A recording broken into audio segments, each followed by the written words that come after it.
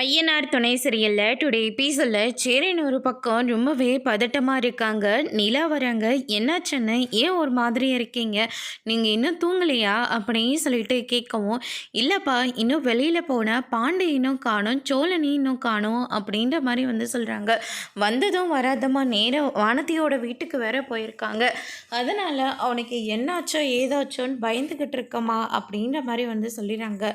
ஆமாண்ணே, எனக்கு ரொம்ப கஷ்டமாக தான் இருக்குது. ஆனால் இங்கே உடனே வானத்தையை பார்க்குறதுக்காக போனார்ல, அது ரொம்ப நல்ல விஷயம்னு அப்படின்ற மாதிரி சொல்லிடுறாங்க.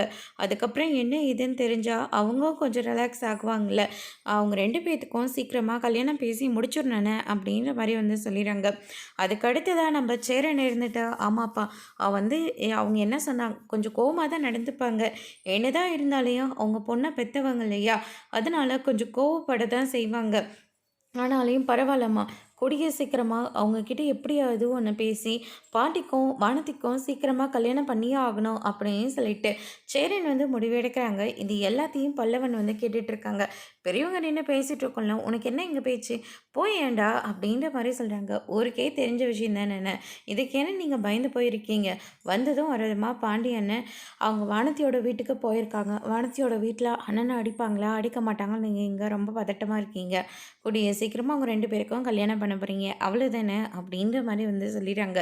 இதை கேட்டோன்னே நம்ம சேரன் இருந்துட்டு, என்னடா இது ஊருக்கே தெரிஞ்சு போச்சா, அண்ணன் நீங்கள் கேட்குறதுக்காக நான் சொன்னேன்னு, மற்றபடி நீங்கள் நினைக்கிற மாதிரி இது யாருக்கும் ஒன்றும் அவ்வளோ சீக்கிரம் தெரிய போகிறது கிடையாது அப்படின்னு சொல்லிட்டு நம்ம பல்லவன் ஒரு பக்கம் சொல்லிட்டு இருக்காங்க. அதுக்கடுத்து தான் நம்ம சோழனும் பாண்டியும் வீட்டுக்கு வந்துடுறாங்க. வந்த கையோட சோழன் பயங்கரமாக சிரிச்சுக்கிட்டே இருக்காங்க. டே கொஞ்ச நேரம் பேசாமல் இரண்டா, ஏன்டா இப்படி சிரிச்சுட்டே இருக்க அப்படின்னு சொல்லிட்டு பாண்டி சொல்லிட்டு இருக்காங்க.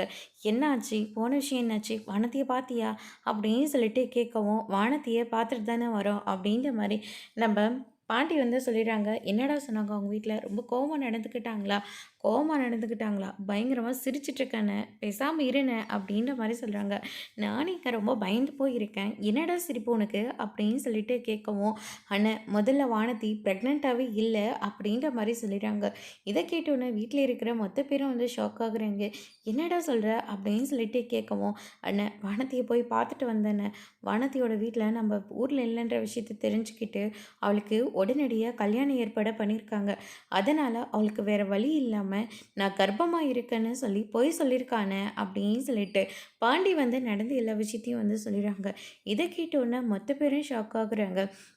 இந்த விஷயத்தில் யாராவது பொய் சொல்லுவாங்களா, பொய் சொல்லியிருக்காளே அப்படின்ற மாதிரி சொல்லிட்டுருக்காங்க. அப்படின்னா வானதி உங்களை எந்த அளவுக்கு விரும்பியிருக்கணும் அப்படின்னு சொல்லிட்டு நிலா சொல்லிட்டுருக்காங்க. நிலாவாலையும் சிரிப்பு கண்ட்ரோல் பண்ண முடியல, அவங்களும் பயங்கரமாக சிரிச்சுக்கிட்டு இருக்காங்க. அதுக்கு அடுத்ததாக பார்த்தீங்கன்னா, வானதி இப்படியெல்லாம் பண்ணணும்னு நான் கொஞ்சம் கூட எதிர்பார்க்கவே இல்லை. சரி எங்ககிட்ட தான் அந்த பொண்ணு அவங்க அம்மா சொன்னாங்கன்னு சொல்லிட்டு அவ்வளோ கடுமையாக பேசினாங்க, உங்ககிட்ட ஏன்ட்டு அந்த பொண்ணு எந்த உண்மையும் சொல்லலை, வேறு எதுக்கு என்னை எப்போ பாரு டென்ஷனில் வச்சுட்டு இருக்கணும்ல, அதனால தான் அப்படின்ற மாதிரி சொல்லிடுறாங்க. அதுக்கு அடுத்து தான் இந்த பக்கம் நம்ம வானத்தை இருந்துட்டு சாப்பிட்லான்னு சொல்லிட்டு வெளியில் உட்காந்து சாப்பிட்டுட்டு இருக்காங்க. அப்போ நம்ம வசந்த் இருந்துட்டு, இப்போ தான் நீ ப்ரெக்னெண்ட்டாக இல்லை தெரிஞ்சு போச்சு இல்லை, இப்போ பிரேம் கிட்ட சொன்னால் கண்டிப்பாக அவன் கல்யாணத்துக்கு ஒத்துப்பான். அந்த வீட்டிலலாம் நீ கல்யாணம் பண்ணிட்டு போகாது, அது சுத்தமாக சரியில்லாத குடும்பம். இப்போ ஏதாவது ஒன்றுனா அந்த ரூமில் போய் கதவை சாத்திக்கிறல, அப்படி ஒரு ரூமு அந்த வீட்டில் இருக்குமா இல்லையான்னு கூட எனக்கு தெரியல. அது மட்டும் கிடையாது, அவங்களுக்கு இருக்கிறதே அந்த ஒரு வீடு தான். அந்த ஒரு வீடு கூட கோர்ட்டில் கேஸ் போயிட்டுருக்கு. அந்த தீர்ப்பு கூட அவங்களுக்கு சாதகமாக வருமா இல்லையான்னு கூட தெரியல. ஒரு பெயிண்ட் கூட அந்த வீட்டில் யாராலையும் அடிக்க முடியாது, அந்த அளவுக்கு அங்கே வேலை போயிட்டுருக்கு.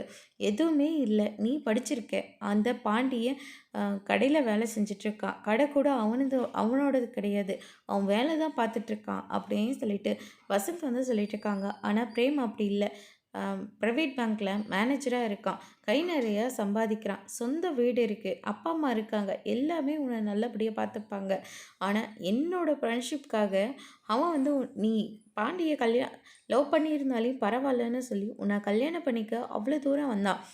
நீ அவனை கல்யாணம் பண்ணிக்கிறத எல்லா விதத்துலேயும் சரியாக இருக்கும். எதுலேயும் ஒத்து போகாத குடும்பம் அந்த பாண்டியோட குடும்பம். தயவு செஞ்சு அந்த பாண்டிக்கிட்ட மட்டும் இனிமேல் பேசவே பேசாத. உன்னோட ஃப்யூச்சர் நல்லா இருக்கணுன்றதுனால தான் நாங்கள் எல்லாரும் உன்னை கம்பல் பண்ணிகிட்ருக்கோம். தயவு செஞ்சு புரிஞ்சுக்கோ வானதி, நீ பிற்காலத்தில் நல்லபடியாக இருக்கணும் அப்படின்ற மாதிரி எல்லாரும் வானதியோட மைண்டை கன்வின்ஸ் பண்ணிகிட்ருக்காங்க. உங்களுக்கெல்லாம் எத்தனை தடவை சொன்னாலையும் புரியவே புரியாதா? நான் பாண்டிய விரும்புகிறேன். பாண்டியை தான் கல்யாணம் பண்ணிப்பேன். அவனுக்காக நான் கர்ப்பமா இருக்குன்னு கூட நான் போய் சொல்லியாச்சு. இதுக்கு மேல நான் என்ன பண்ணா நீங்க என்ன பாண்டி கல்யாணம் பண்ணி குடுப்பீங்க? இங்க பாருங்க, நீ என்ன மட்டும் பாண்டி கல்யாணம் பண்ணி குடுக்கல, சத்தியமா இனிமே நான் உயிரோட இருக்க மாட்டேன்." அப்படின்ற மாரி வந்து சொல்லிறாங்க. "நீ செத்தா கூட பரவாயில்லை. ஆனா அந்த வீட்டுக்கு மட்டும் உன்ன கல்யாணம் பண்ணி குடுக்க மாட்டோம். எங்க பாரு நாங்க சொல்ற மாப்பிள்ளைய கல்யாணம் பண்ணிக்கிட்டா, நீ சந்தோஷமா இருப்ப. அப்படி இல்லாட்டி எங்க எல்லாத்தையும் நீ மறந்துரு." "அப்படியாம்மா? அது கொஞ்சம் கஷ்டம் தான். ஆனா இருந்தாலும் பரவாயில்ல. நான் உங்க எல்லாரையும் மறந்துடுறேன்." அப்படின்னு சொல்லிட்டு வானதி வந்து சொல்லிடுறாங்க. இத கேட்டோன்னே அவங்க வீட்ல இருக்கிற எல்லாருமே ஷாக் ஆகுறாங்க. "இந்த வீட்ல நிம்மதியா சாப்பிட முடியுதா?" அப்படின்னு சொல்லிட்டு ரூம்குள்ள போயிடுறாங்க. அந்த நேரம் பார்த்து பாட்டி வந்து ஃபோன் பண்றாங்க. "என்ன விஷயம் சொல்லு?" அப்படின்னு சொல்லிட்டு கேட்கவும், "சரி நான் அப்புறமா ஃபோன் பண்றேன். என்ன எதுக்காக ஃபோன் பண்ணேன்னு சொல்லாமலே ஃபோன கட் பண்ணா என்ன அர்த்தம்? இங்க என்ன விஷயம்னு சொல்லுமா இல்லையா?" அப்படின்னு சொல்லிட்டு கேட்கவும், "யார் மேலே இருக்கிற கோவத்த என் மேல காட்டுனா என்னடி அர்த்தம்? சரி அங்க என்ன பிரச்சனை? அத முதல்ல சொல்லு. அதெல்லாம் நான் ஏன் உங்ககிட்ட சொல்லணும்?" அப்படின்னு சொல்லிட்டு பாண்டிகிட்ட வேண்டா வெறுப்பா பேசிட்டு இருக்காங்க. அதுக்கு அடுத்ததா, "என்னால முடியலடா. இந்த வீட்ல என்ன நிம்மதியாவே விட மாட்டேங்கிறாங்க. எதுக்கு எடுத்தாலும் என் மைண்ட கன்வின்ஸ் பண்ணுறதுலே இருக்காங்க. அந்த பிரேம்க்கு என்ன கல்யாணம் பண்ணி கொடுக்கணும் அதேவே பேசிக்கிட்டே இருக்காங்க. எனக்கு ரொம்ப பயமாக இருக்குடா. தயவு செஞ்சு என்னை வந்து கூட்டிக்கிட்டு போயிடு. என்னால் முடியல. நான் கல்யாணத்துலேருந்து தப்பிச்சிருக்கேன்டா. இதுக்கு மேலே நான் என்ன பண்ணணும்னு நீ நினைக்கிற? உங்கள் அண்ணனை கூட அப்புறமா கல்யாணம் பண்ணிக்கோங்க. தயவு செஞ்சு என்னை இங்கேருந்து கூட்டிகிட்டு போயிடு." அப்படின்ற மாதிரி சொல்கிறாங்க. நான் சொன்னதில் எந்த விதத்தான மாற்றமும் கிடையாது. என் அண்ணனுக்கு கல்யாணம் நடக்காமல் நான் கல்யாணம் பண்ணிக்க மாட்டேன். உனக்கு வேணும்னா நீ போய் ஹாஸ்டலில் தங்கிக்கோ அப்படின்ற மாதிரி சொல்கிறாங்க. இதை கேட்டோன்னே வானத்தி நின்றுட்டு, "ஹாஸ்டலெல்லாம் ஒன்றும் வேண்டாம்டா. தயவு செஞ்சு நான் சொல்கிறது நீ கேளு." அப்படின்ற மாதிரி ஒருத்தர் மாற்றி ஒருத்தர் பேசிக்கிட்டே தான் இருக்காங்க.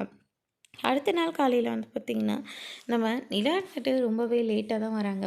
வந்ததுக்கப்புறமா வந்து பார்த்திங்கன்னா, "என்ன நீ இவ்வளோ லேட்டாக வரீங்க?" அப்படின்னு சொல்லிட்டு கேட்கவும், "நைட்டு ஃபுல்லாக நைட்டு தானே ரொம்ப நல்லா தூங்குனேன். ஏன்னா 2, 3 நாளா சரியாக தூக்கம் இல்லையா, அதனால தான்." அப்படின்ற மாதிரி வந்து சொல்லிடுறாங்க. "பார்த்தியா பா பாண்டிக்கிட்ட சோழன் இருந்துட்டு நம்ம வீட்டுக்கு வந்து தூங்குனா தான் அவளுக்கு தூக்கமே வருதாம். இப்போவே தெரியல அவள் நம்ம வீடை எந்த அளவுக்கு நேசிக்கிறான், நம்ம எல்லாரையும் எந்த அளவுக்கு நேசிக்கிறான்னு." "ஆமாண்டா, ஆனால் உன் வாயை கொடுத்து அதை நாஸ்தி பண்ணிக்காத." அப்படின்ற மாதிரி வந்து சொல்லிடுறாங்க.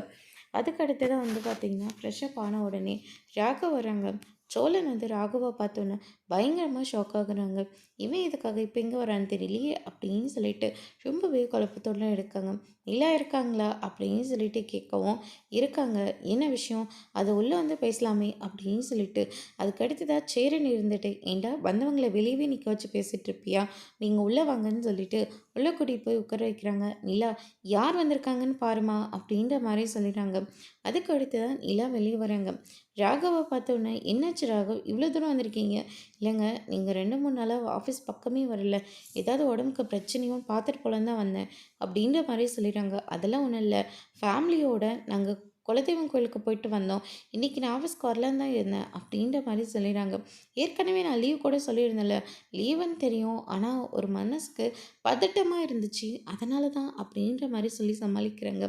அதுக்கடுத்து தான் சோழன் இருந்துட்டு, "ஒரு நிமிஷம் அந்த டம்ளரை குடுங்களேன்." அப்படின்னு சொல்லிட்டு, "ஏன்டா டேய், நானும் எப்போ இருந்து பார்த்துக்கிட்டே இருக்கேன். என் நிலா கிட்ட சிரித்து சிரித்து பேசிக்கிட்டே இருக்க. உனக்கு எவ்வளோ திமிரு இருக்கணும்." அப்படின்னு சொல்லிட்டு அடி அடின்னு அடிக்கிறாங்க. நிலாலாம் பயங்கரமாக ஷாக் ஆகுறாங்க. கடைசியில் பார்த்தா அது கனவாகவே போயிடுச்சு. அதுக்கு அடுத்ததா, "கசீனை நல்லபடியாக பார்த்துக்கோங்க. நிலா நான் வேணா வெயிட் பண்ணுறேன். நீங்கள் போய் ஃப்ரெஷ்ஷப் ஆகிட்டு வந்துடுங்க." அப்படின்ற மாதிரி சொல்கிறாங்க. "இல்லை நான் பார்த்துக்கிறேன். நீங்கள் முதல்ல கிளம்புங்க." அப்படின்ற மாதிரி நிலா வந்து ரகு வந்து போக சொல்லிடுறாங்க. சோழன் இருந்துட்டு பயங்கர கடுப்பில் இருக்காரு. அதோட இன்னைக்கான எபிசோட் முடிச்சிருக்காங்க. இனி ஐயனார் தனியில் அடுத்தடுத்து என்னெல்லாம் நடக்க போகுதுன்றதை வெயிட் பண்ணி பார்க்கலாம். தேங்க்யூ.